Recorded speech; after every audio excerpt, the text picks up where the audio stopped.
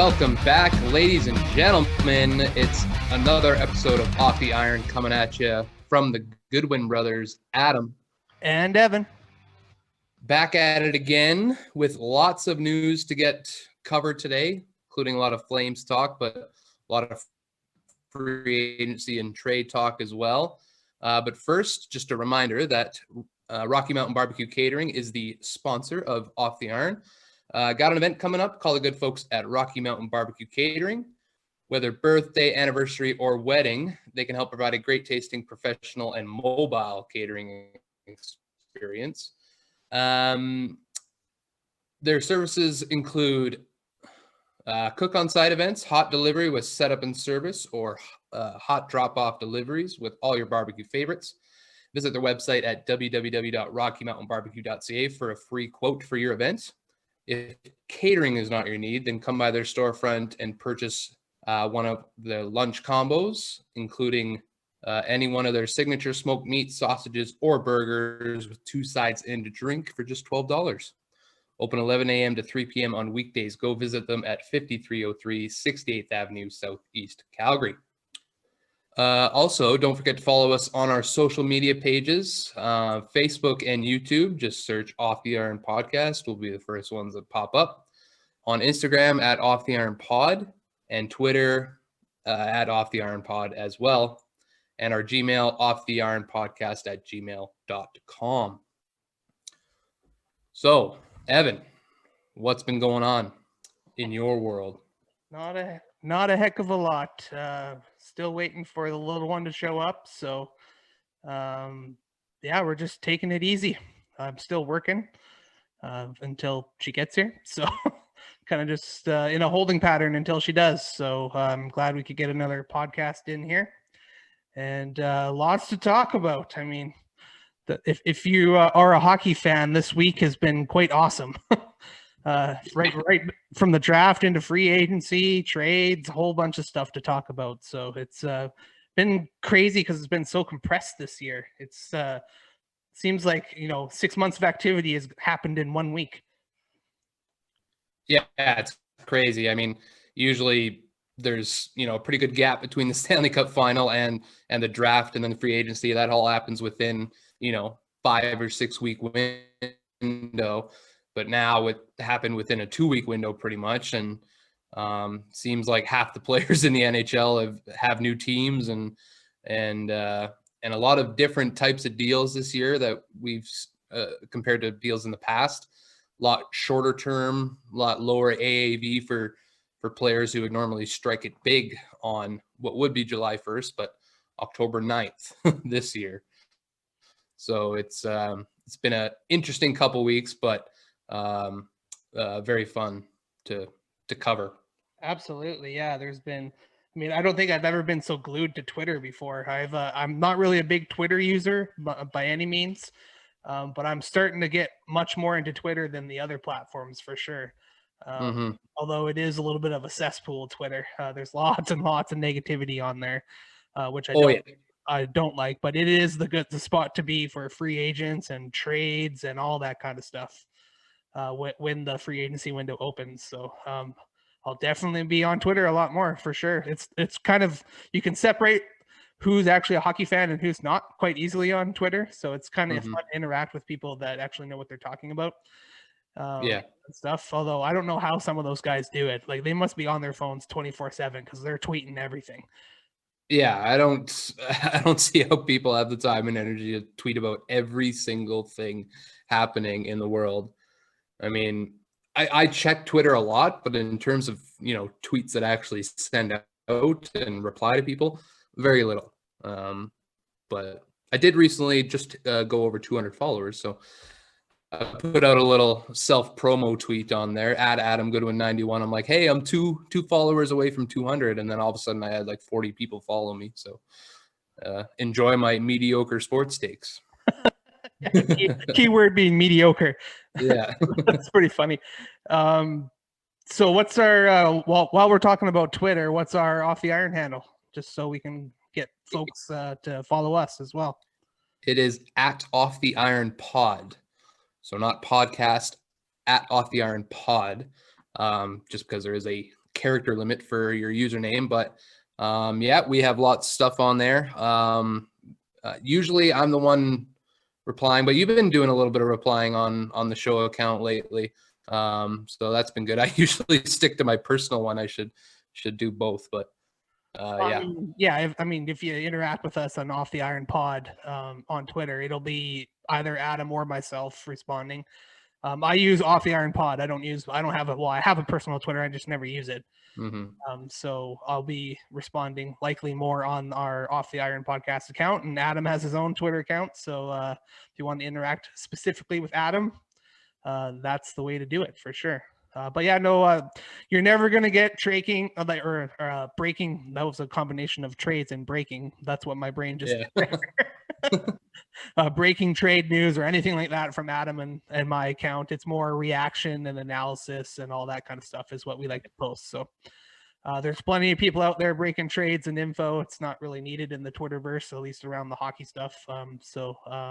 Yeah, we'll be giving our opinions and thoughts on all the free agent signings for the most part. Are we going to go over the draft in this episode, or are we going to save that for next time?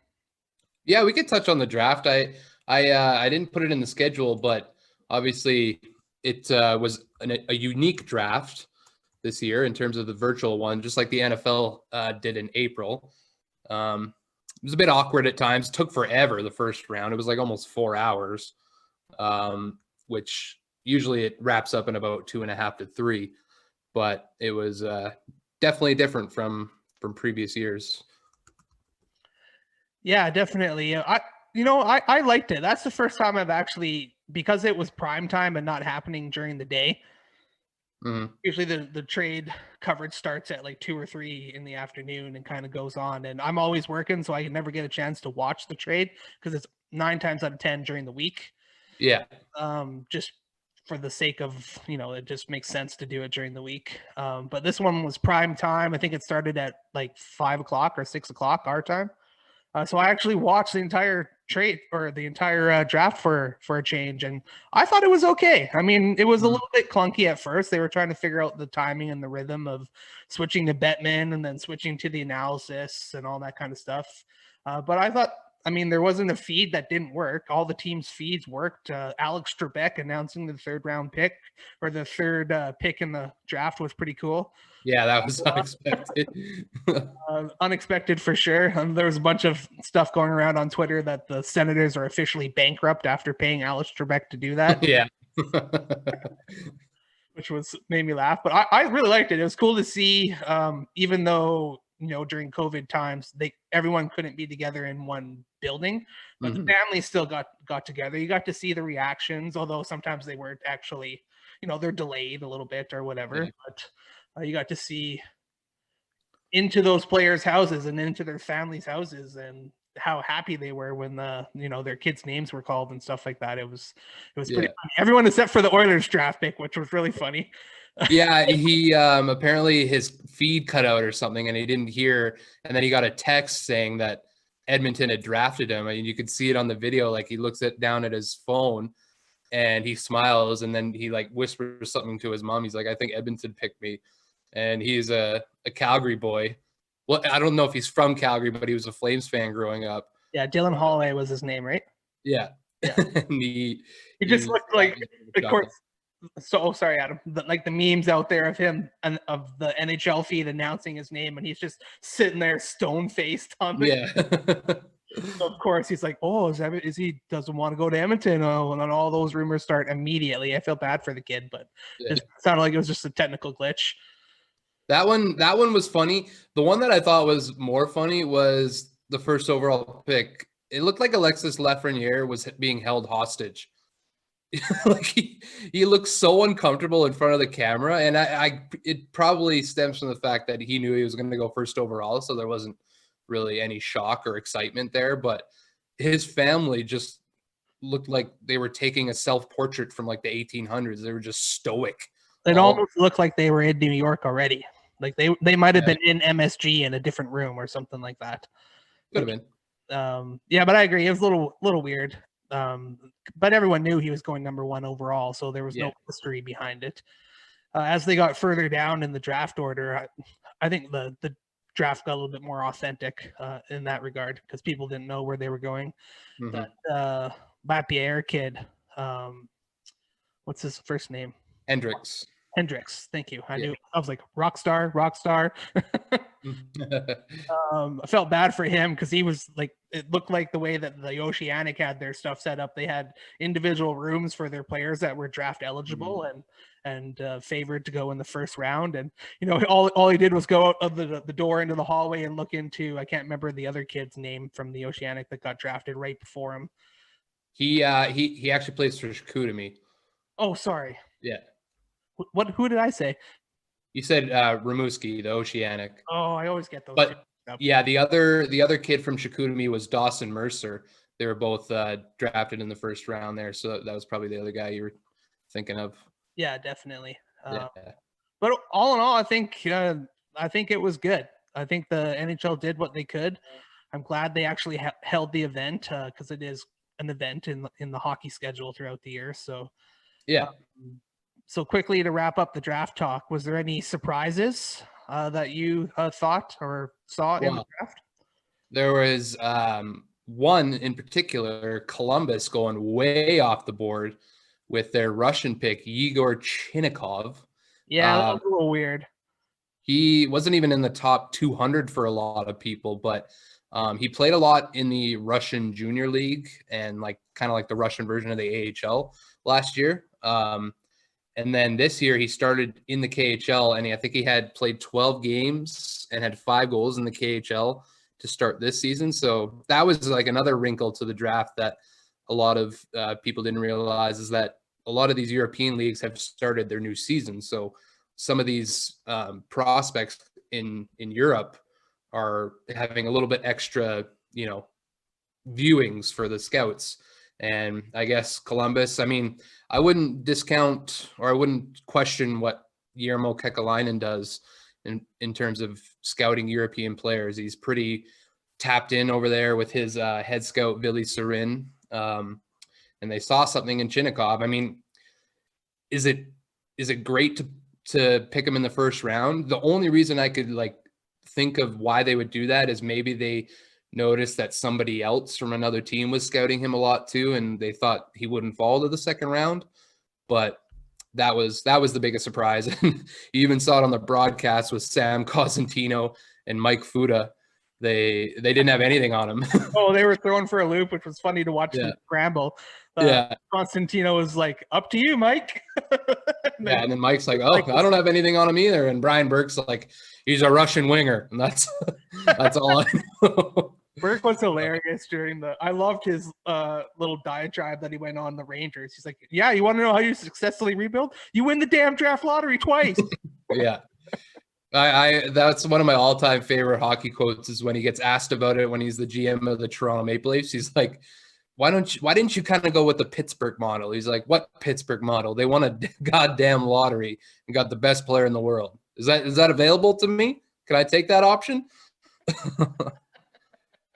You can always rely on Brian Burke for a solid quote. Yeah, definitely. Yeah, I was a little surprised by that pick. They must have got wind of something going on, that maybe someone was going to take him early in the second round or something like that. Yeah.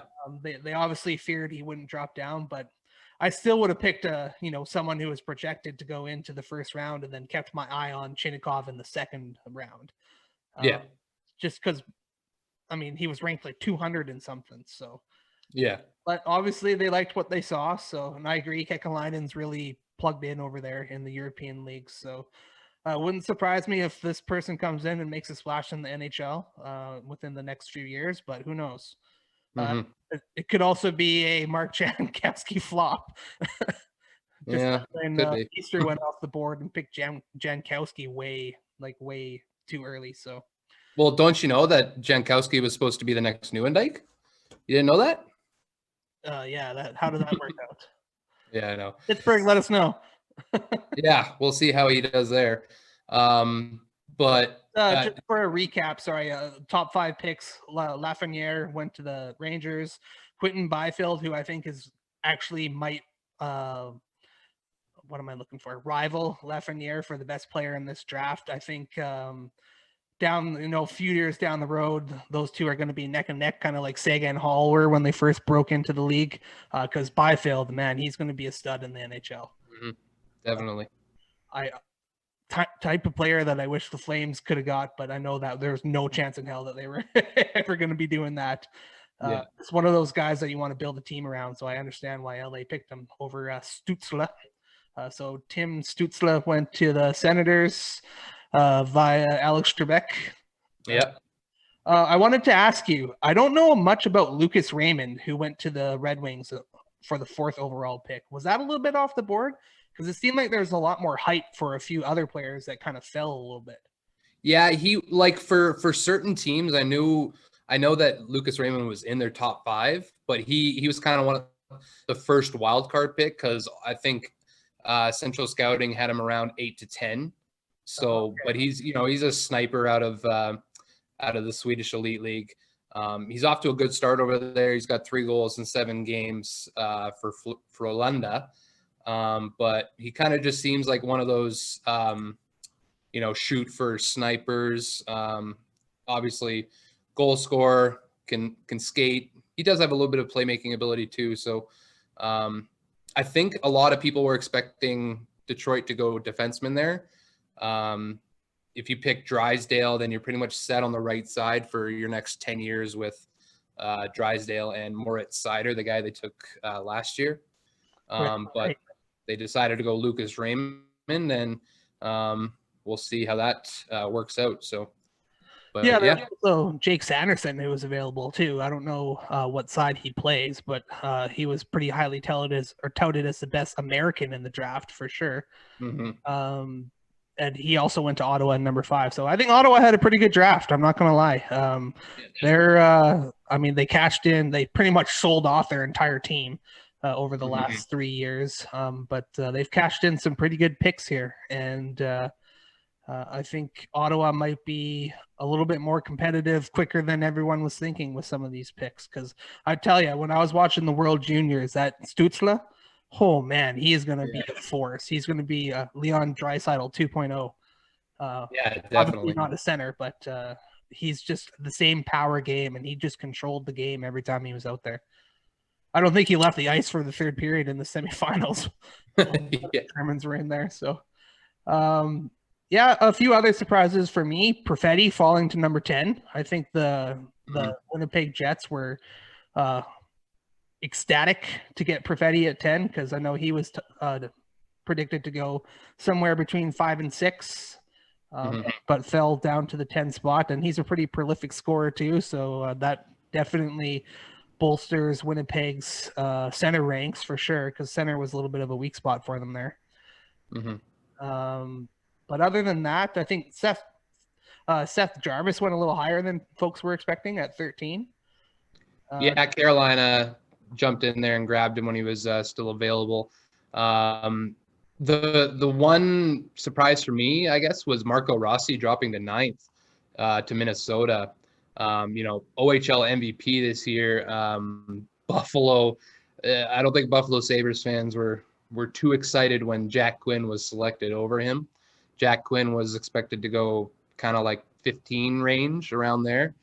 But they see something in Jack Quinn over Marco Rossi, who lit up the OHL, like just dominated for the Ottawa 67s. But his teammate Jack Quinn goes 1 pick below or 1 pick above him. So that one was kind of my biggest surprise out of the top 10, along with Lucas Raymond there going to Detroit. So.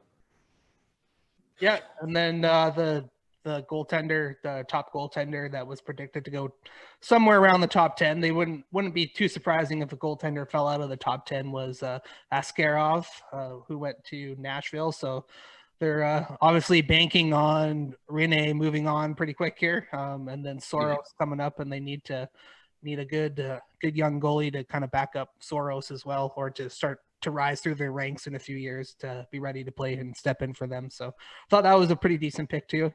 He looks like a pretty good goaltender. Yeah, especially this season. He's off to a hot start. So tell me if this sounds good. So he's playing with St. Petersburg, which is one of the best teams in the KHL.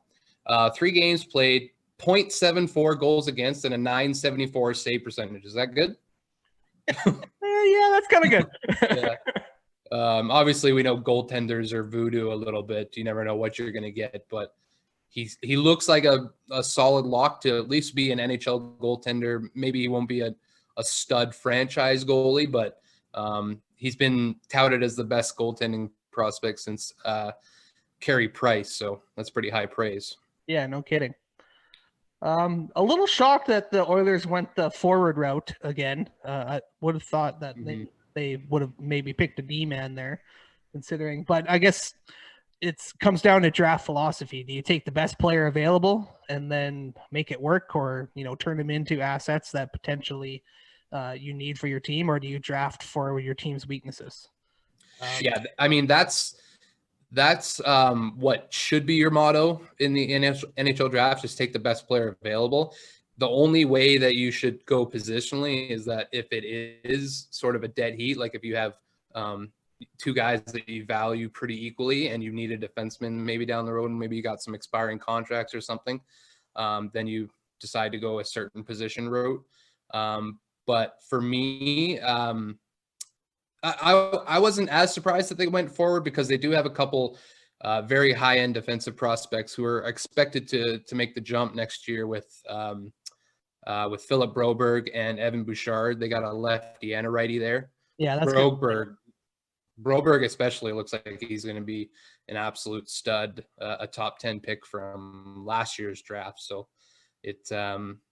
so I wasn't as surprised, but there were some defensemen there too, like Caden Gooley went at 16, a big hulking defenseman. Yeah, that was an interesting pick, and he's playing in. I think another reason why they went with him is that he was playing on a University of Wisconsin team that was pretty stacked, and he's kind of playing in a bottom six role there. So they're probably looking at it as maybe a diamond in the rough kind of thing. Like he hasn't really been allowed to reach his full potential yet because of the role he's playing. Oh yeah. Okay. So they could get a sneaky pick there, but yeah, Dylan Holloway, former Okotoks Oiler. Really? I did not know that. Yeah, I was actually surprised to hear that on the broadcast, but yeah, he played 3 seasons, I believe. Yeah, 3 seasons with the Okotoks Oilers. And yeah, he lit it up in 18-19. He had 88 points in 53 games, 40 goals for the Okotoks Oilers. So another Okotoks boy getting drafted.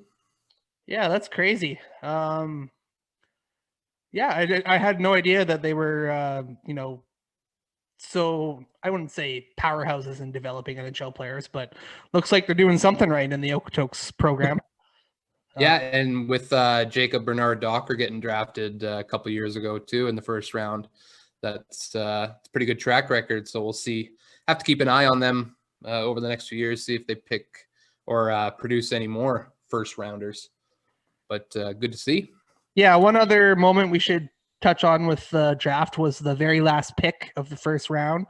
The San Jose Sharks picking Aussie Wiseblack, and of course everyone knows the moment. Well, maybe you don't know, but if you were paying attention to the draft, it was a pretty heart-touching moment where they actually signed the first pick, meaning sign language, because Aussie Wiseblack's mother is deaf. So it was a pretty classy move by the San Jose organization. You could see that everyone in that family, of course, knew how to sign because they signed first and then they announced it, and they were already jumped up and celebrated and all that time by the time the camera switched over to them. So a pretty cool moment. You don't see that every day for sure. Apparently there's that was awesome. And then also just a Hall of Fame name there, Aussie Wiseblack.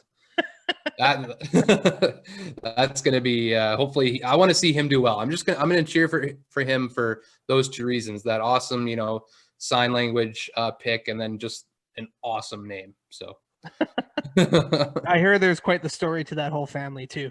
So I'm definitely cheering for him as well. It seemed like a pretty good way for the NHL draft to wrap up the first round and the television coverage with that pick. It was awesome. Definitely. And before we finish the draft talk here, we should focus on what Calgary did, because I do love what Tree Living did in this first round. They obviously valued Connor Zary pretty highly. They started with the 19th overall pick, and they felt like on 2 different occasions that they could get him a little bit lower.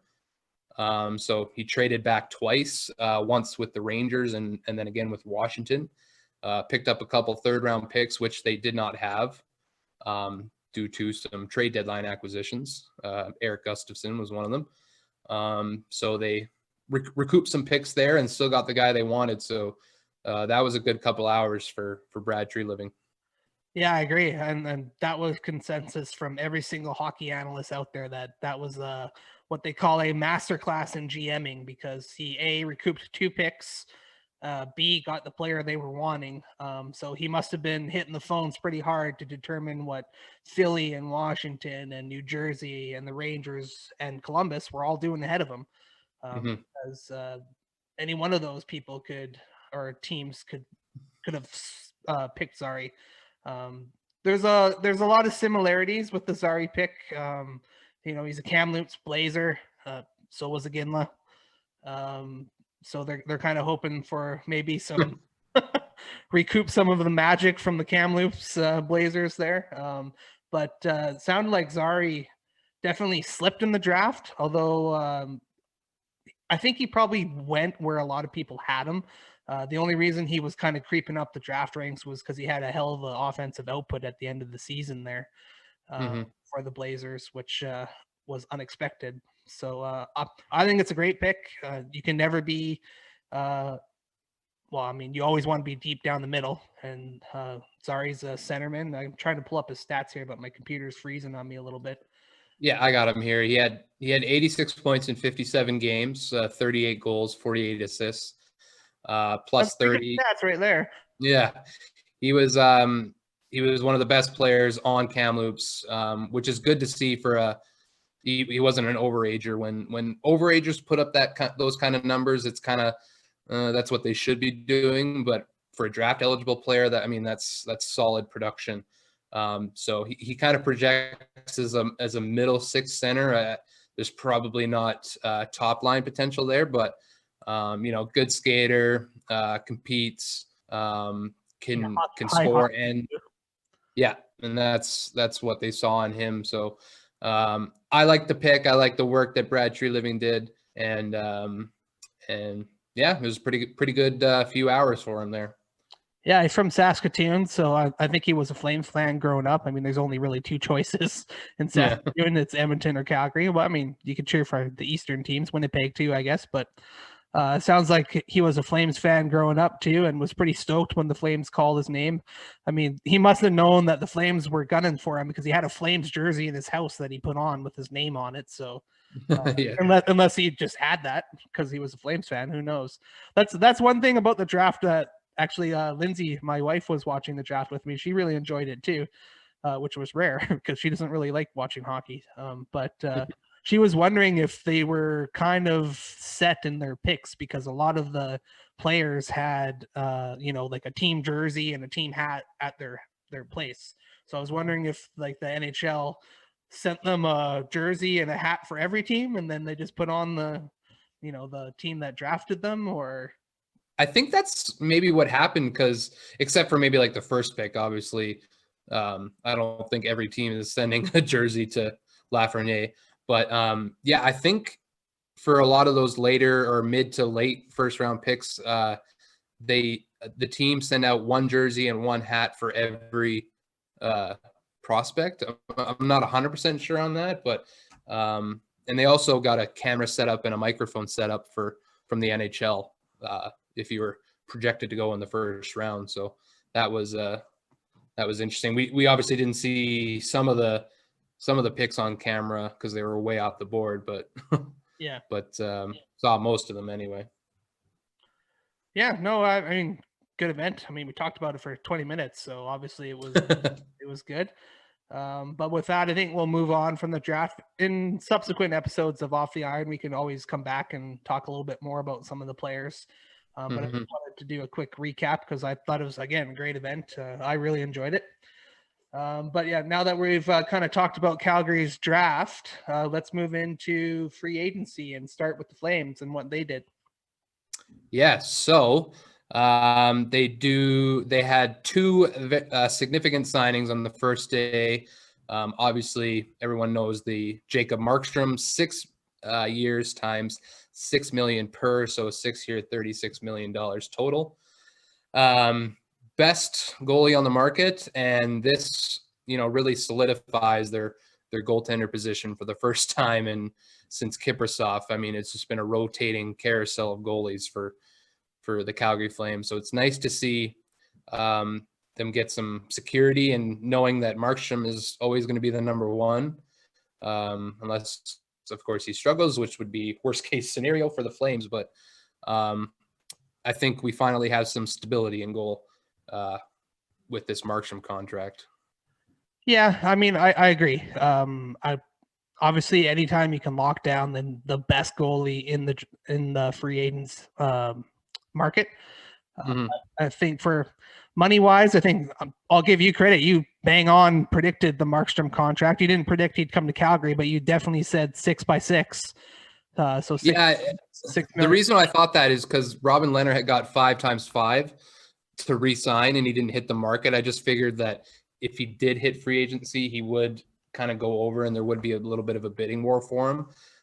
So, I mean, if I had to choose, I'd probably take Leonard, especially at that deal. But 6 times 6 is there is some risk because he is a 30-year-old goaltender, and we know how goaltending is such a wild card for any team. But I think it's a worthwhile investment to make for sure. Yeah, I mean, anytime you're picking an older goaltender, Markstrom also has a little bit of a history of injuries as well. He's missed a couple decent stretches of time with various injuries throughout the year, and then actually through the playoffs. This most recent playoffs was injured as well. So something to keep in mind going forward. But there's something to be said for stability as well. I think like every year it was, whoa, what's going to happen in net? What are they doing? Is Riddick going to make a new step? Who's starting in goal? Yeah, it was like Smith, Talbot, and then before that it was, I don't even want to repeat the names because they just were flop, flop, flop, flop, flop. Yeah. Ramo, Hiller, like goalies just on the tail ends of their careers that kind of Brian Elliot. Yeah. Well, Elliot's made a little bit of a resurgence. He's hung around. He just had the shitty playoff performance. That's the only problem with Elliot. During the season, he was just fine. But no, I think well worth the signing. I was actually very shocked to see Calgary's name in the mix, and then all of a sudden, looks like Markstrom to Calgary is done on Twitter. I was like, holy crap, what the hell? Really? Yeah. And it sounds like the Flames kind of stole him from Edmonton, because apparently he had accepted the terms from Edmonton, which was a 7-year deal times $5 million per season. And then Brad Treliving just kind of went in there for 6 times 6, which gives him $1 more million over the course of the contract than what Edmonton was offering. So good work by Brad Treliving. Again, there is some risk, but I think it's a worthwhile risk to take. And he will be wearing number 25 for the Calgary Flames upcoming. Yeah, one thing about the Markstrom signing that I didn't like is goaltending wasn't our problem last year. Yeah. So, but I understand what bringing a player like Markstrom, like bringing him into the fold, what it means to a team. I mean, there's confidence of who you're going in there. It's not really a question of who's starting where or like who's going to be in net. How do we play? It's going to be a consistent approach for the decor and for the players in front of them, which in the long run probably will end up being good because they have quite a young decor now with Shillington and Valimaki stepping into the fold, and then potentially Connor Mackey as well coming up to fill one of the 5 and 6 spots, depending on what they do, of course. I thought that I think they needed to address something in the forward group still, and I still do. I don't know how they do that with obviously I think the only route is a trade there, but the trade market was very suppressed because of COVID this year. So there's not a lot of money moving in trades out there, at least to this point. But I mean, there's still 3 months before the season begins. So, well, potentially before the season begins. So lots of time to improve your team via trade. But I don't know if it necessarily made the Flames that much better. the Markstrom signing. I think it solidified that goaltend. They're not going to have to worry about goaltending for the next 6 years. But again, that wasn't the problem in the playoffs. It was the forward ranks that were most of the just folding over, and when things got hard, it wasn't the goalies. That's what I'm going to say. It didn't come down to goaltending. It came down to lack of scoring and lack of compete, I'm going to say, by the forward ranks there. So, but we'll see what happens. Fair. And they tried to address the compete with the Chris Tanev signing, I guess, but I wasn't a very big fan of this signing simply because of the term and the AAV. Like, if you want to bring Tanev in, sure, but I mean, this just screams to me of Troy Brouwer 2.0 on defense. Same age range, seemed to be declining the past few years until last year was okay, but he was also paired with Quinn Hughes, and his numbers in terms of when he's on the ice without Hughes and when he was on the ice with Hughes, pretty scary. So we don't have a Quinn Hughes here in Calgary. I mean, maybe if he gets paired with Valimaki can kind of bring him up, but he's obviously a heart and soul guy. I mean, I think he's a slight upgrade on Hamonic in terms of that. But at that term in AAV, not loving it. Not loving the Chris Tanev signing. Yeah, I'm going to be honest. I hate this signing. I don't think it's going to work out well at all for Calgary. To me, losing Brody over 500, well, I mean, I don't know what it was over. Brody might have wanted to go to Toronto, which he probably did, being from Toronto or being from Ontario. But, I mean, Brody only was making $5 million in his next contract. And to me, Chris Tanev is a major downgrade from TJ Brody. If you look at analytics, I know Brody's not the best defenseman out there, but he's better than Tanev, according to the analytics. I mean, the analytics, if you look at the graph, positive for Brody, way negative for Tanev. I can't remember what the categories were, but on certain key defensive categories, there just wasn't any comparison. So, yeah, Tanev's been trending down, and then he had a little peak with Quinn Hughes, but again, he's playing with Quinn Hughes, who dominates the play for the most part. Yeah. Tanev, I think, was there to make sure he plugged a few defensive holes when Quinn Hughes was rushing up the ice, because Hughes is an offensive defenseman for sure. But he's trending downwards again, and I don't like that. It's not a good situation, especially for 4 more years at $4.5 million. I think you're right. I think that's going to be bought out in 2 years' time. I think we're going to be buying out Chris Tanev's contract. I just really do. Not quite sure. I know there was a couple teams pursuing him pretty hard. Maybe they were getting a little desperate because some of their defensive moves didn't fall through or fell through. Because they didn't sign him till like 10 o'clock at night or like 9 o'clock at night or something like that. Yeah. On the first day. So it was the end of a long day. I have a feeling it's going to come back to bite the Flames. I'm not high on that signing. I don't like it at all. Yeah, and I'm not very high on it either. And I said, I'm like, this is a buyout candidate in 2 years, in my opinion. But obviously, I hope the best and that it does work out. And then the one thing that I also didn't like about it was how they're going to structure the pairings now, because I want them to keep the Hanifin and Anderson pairing, because when those two are together, that's the best I've seen Hanifin play in a Flames uniform, is when they're together. Yeah, I agree.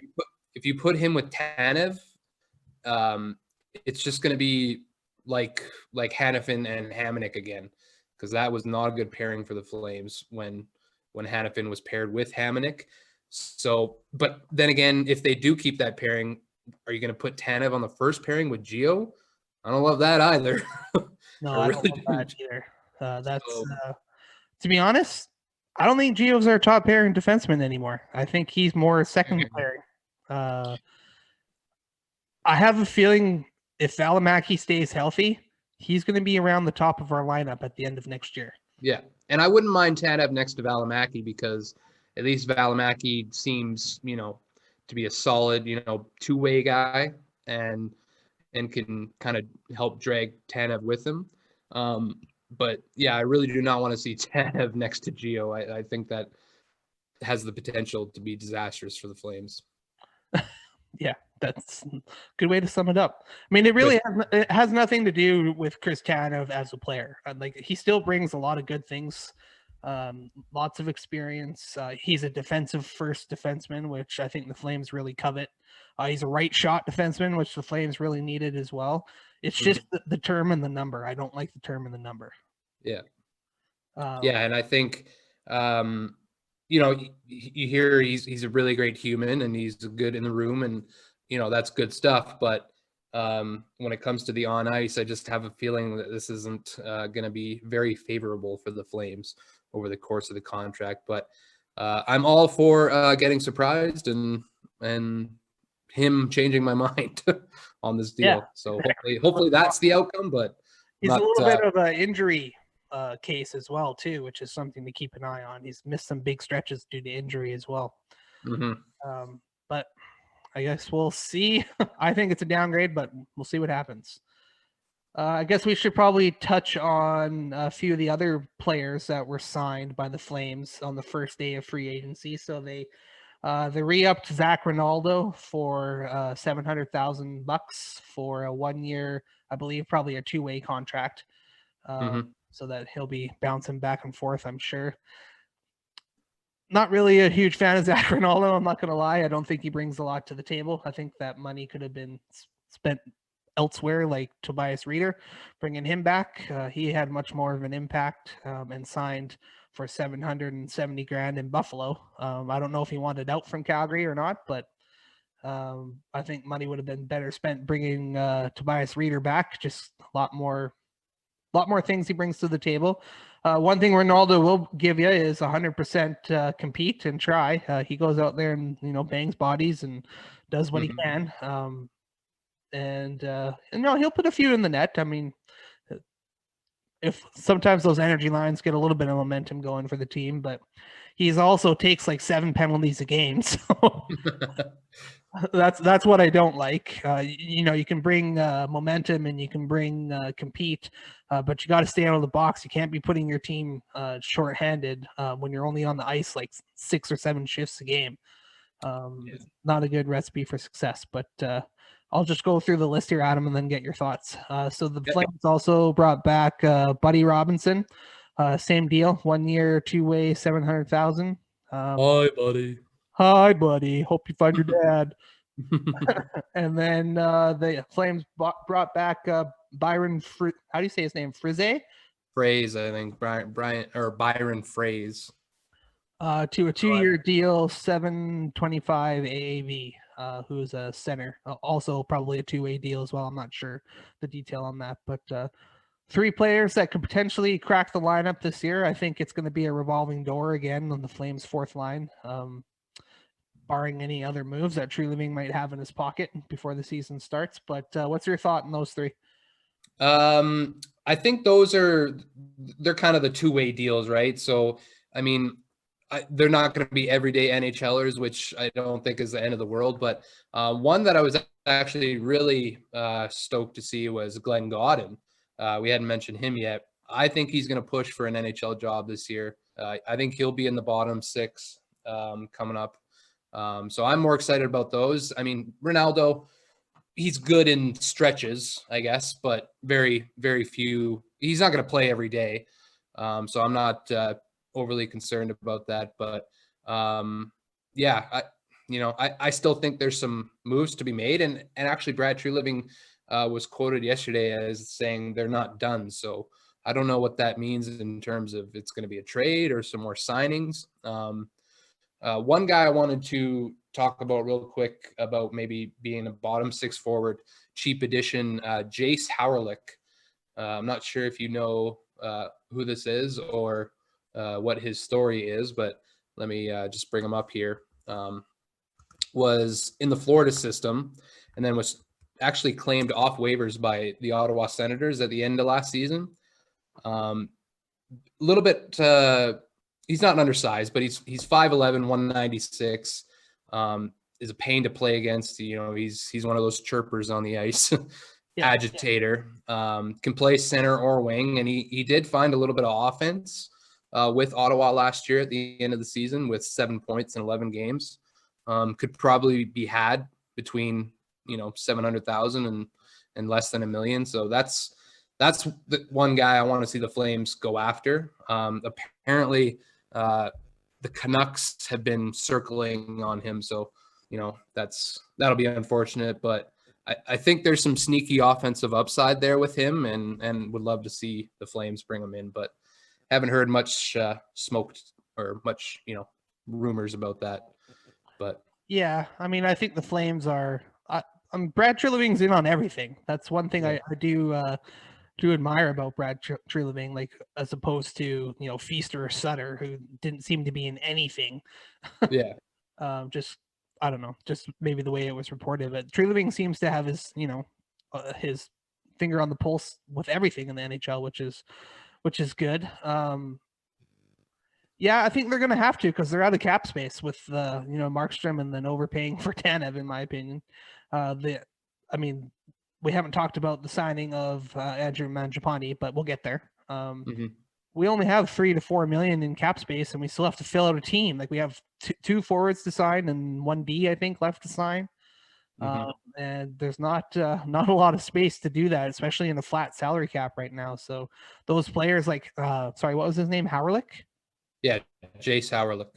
If you can find a gem like that can come in and contribute 10 to 15, 20 point range on your fourth and third line for less than $1 million, why not give it a go? Yeah, and I would love to see him. He's still young too. He's only 24. So I think there's some sneaky upside there, but looks like Vancouver might be the destination for him, but we'll see. One other player we haven't mentioned yet is the second day of free agency. The Flames also signed Louis Domingue, goaltender from let's see, where was he? Tampa Bay? He was in Vancouver, I think. Vancouver. Tampa Bay, and then he went to Vancouver at the deadline, I think, as a little bit of goaltending depth for the Canucks there. And then the Flames picked him up for, again, same deal. 1 year, 2-way, $700,000. Likely he'll spend most of the time in Stockton, I'm assuming. But the Flames got pretty deep at the goaltending position. I'm not going to lie, in this free agency period. I mean, bringing in Markstrom, obviously right to the top. Don't know what that means for David Rittich yet. I think Rittich will spend the time backing up, and he'll learn from a guy like Markstrom too. European guy, pretty solid positionally and fundamentally. His numbers prove that. So I think Rittich will have a good chance to learn under Markstrom, but he's not going to get a lot of playing time. That's the thing. Yeah, he's going in as the clear number 2. And, I think he'll get in somewhere in the range of that, 22 to 30 games played, somewhere in there, I think. If it's a full length of the season. Yeah. And I still think they're going to wait and see with him. They do have to expose a goalie to the Seattle expansion draft as well. So I assume it would probably be Rittich, but you never know. But yeah, I like bringing in Domingue on that to be the third string, up and down if we have an injury in goal, and probably be a good mentor to some of our younger prospects in Zagadulin and Parsons. So I liked it. Yeah, and I think that's why they brought Ming in, to be honest, to mentor some of those young guys down in Stockton, because Tyler Parsons can't seem to stay healthy. I don't think he's going to be much of an NHL goaltender, in my opinion, but you never know with goalies. They're late bloomers for the most part. He doesn't scream NHLer to me, but a big save Zag, as they were saying, for Zagadulin. We don't know much about him, but the Flames seem to like to keep him around. So, I mean, they let go of John Gillies. Finally, he's out of the system. He's had many shots. But with Domingue, Zagadulin, and also Dustin Wolf, who will be coming into the fold here pretty quick, too. That's the one I'm interested in seeing. I mean, I'm not holding my breath for him, but he seems to be on a pretty good meteoric rise right now. So hopefully he's the goaltender of the future when Markstrom is coming towards the end of his contract.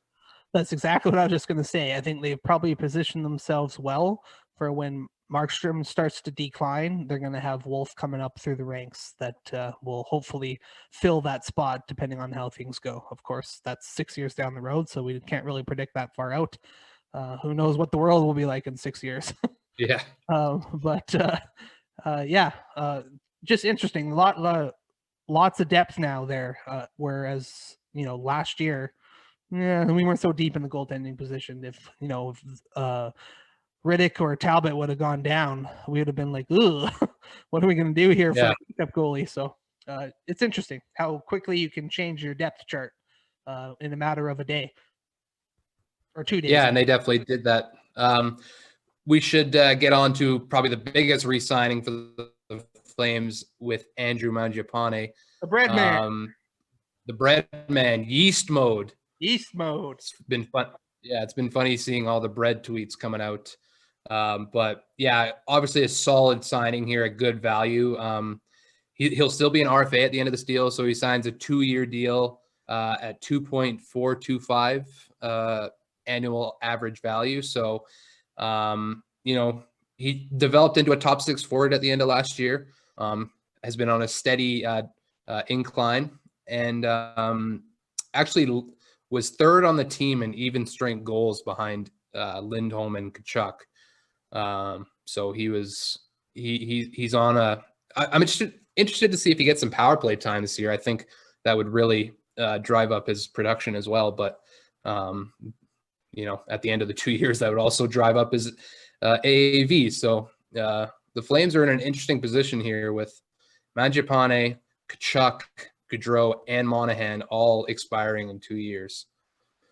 Yeah, I think. First of all, on the Mangiapane signing, love the player, love the value, love the term, I love all that. I think the Flames were signing him to see what he turns into in the short term here, because they might have shot themselves in the foot in terms of long term here with Mangiapane. Because if he busts into the league the next 2 years, all of a sudden he's a 25, 30 goal, 40 goal score. I don't think he'll ever reach to 40, but increases his production in the way that he's trending.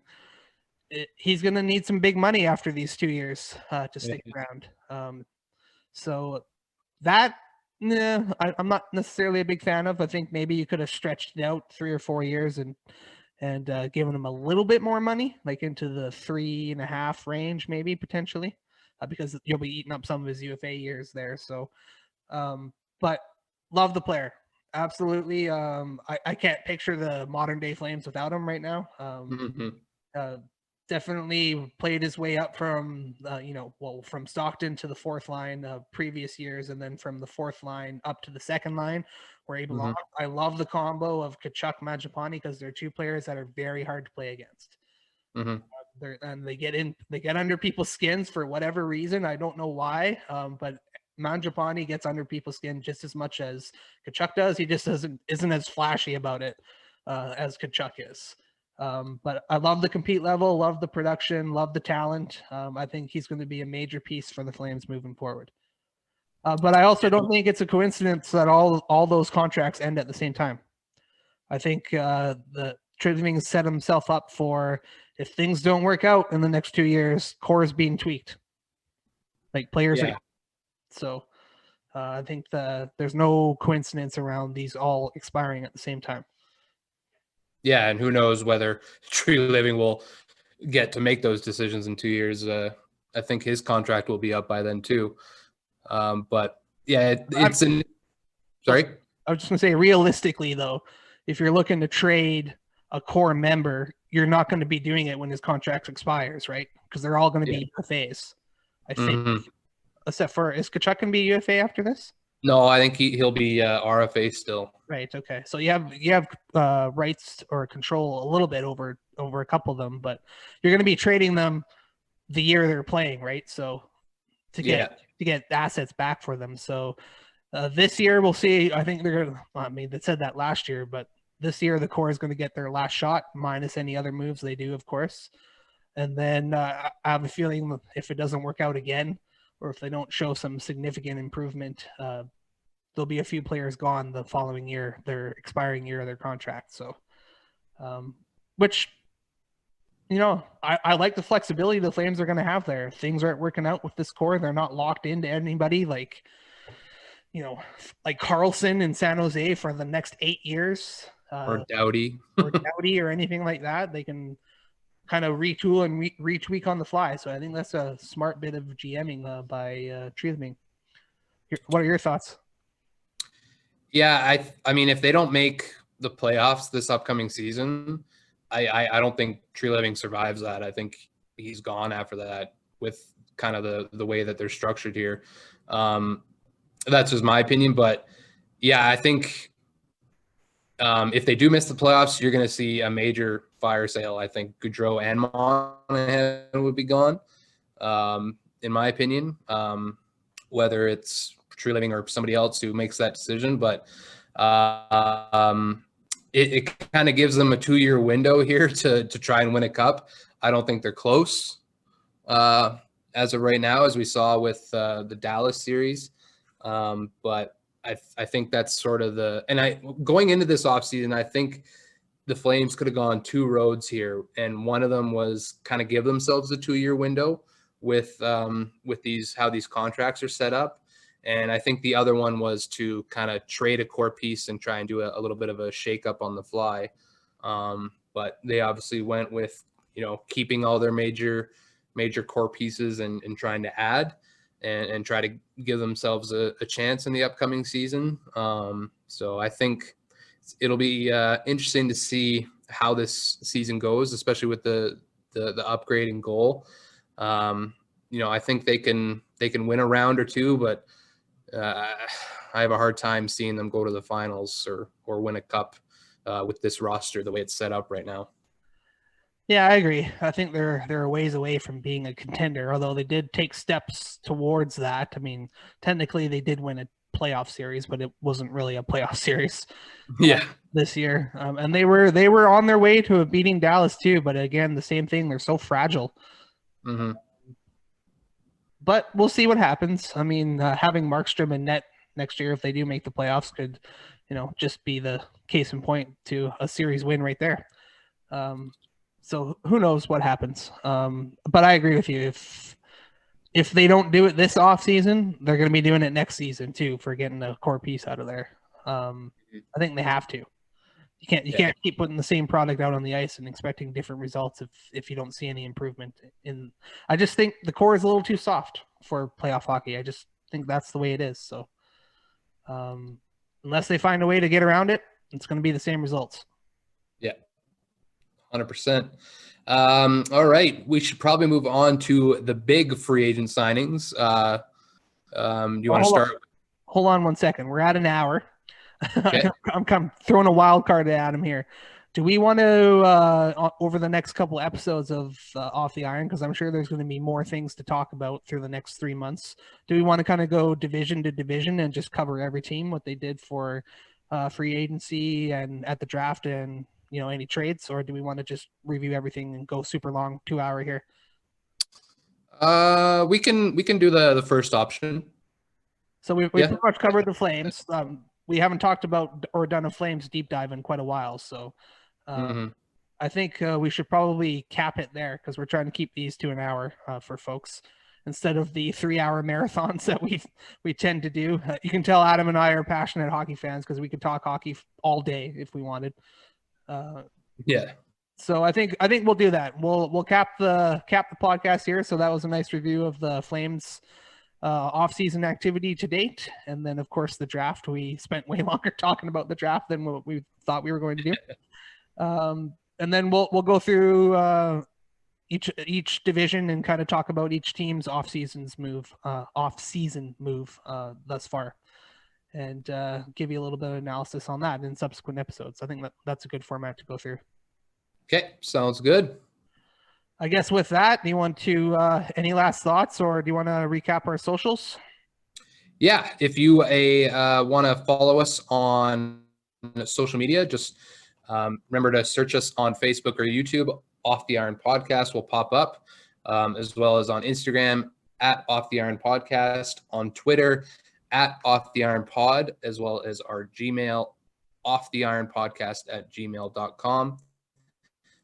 Get at us with any recommendations or topics you want us to discuss.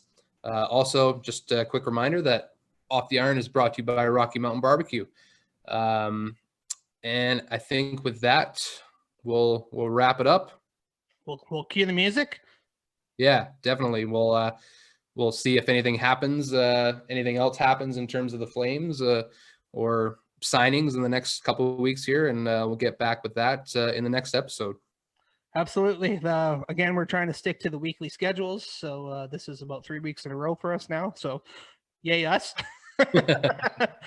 Before that, it was a little hard to get together, but we're getting into winter, which slows down for me. So, although I have a baby on the way, so we'll see if how that goes. But thank you for listening, everybody. Again, hope everyone's keeping their heads up out there. I know it's tough times for a lot of folks, and if listening to us brings you any levity in that, we really appreciate the listens. So thank you once again, and keep your head up. Talk to you later. Thanks for listening, guys.